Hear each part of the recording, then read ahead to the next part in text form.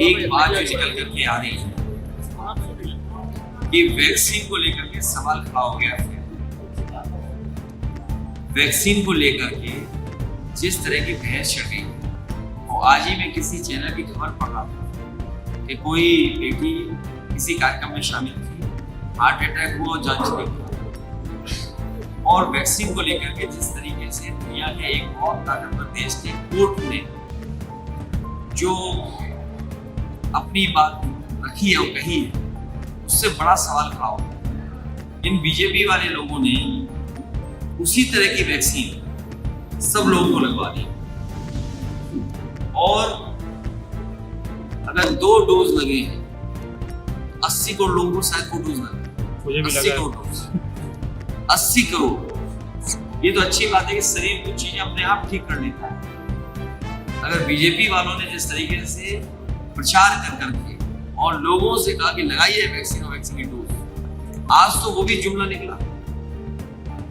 अगर वो कोर्ट का जो फैसला है और जो बात आ रही है सामने, कोई ये भी जानकारी दे रहा था कि जब भारत की जो वैक्सीन बनी थी, हम सवाल नहीं खड़ा करते, क्वेश्चन लगा रहे, लेकिन जब वो तैयार हुई तो जो अप्रूवल वाले लोग थे, जिन्होंने अप्रूवल दिया था, उन लोगों ने भी वो वैक्सीन नहीं लगाई थी।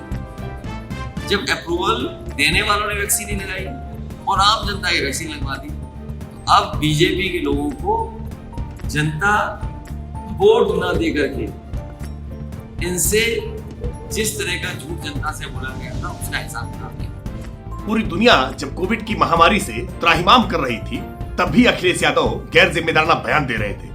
एक तरफ प्रधानमंत्री नरेंद्र मोदी जी जान है तो जहान है, सबको बचाने की लगातार कोशिश कर रहे थे, लॉकडाउन का सही समय पर निर्णय लेकर के कोविड की तीक्ष्णता को कम कर रहे थे और कम समय के भीतर स्वदेशी वैक्सीन निर्मित करा के लोगों की जान बचाने का प्रयास कर रहे थे।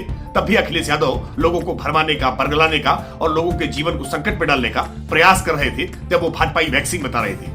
ये अलग बात है कि वही भाजपाई वैक्सीन बाद में उन्होंने लगा करके अपने जीवन की रक्षा की और अब फिर गलत तथ्यों के आधार पर जानबूझ करके तोड़ मरोड़ करके फिर अफवाह फैलाने का प्रयास कर रहे हैं। ऐसे संवेदनशील मुद्दों पर इस तरह की घटिया राजनीति करना अखिलेश यादव को बंद करना चाहिए।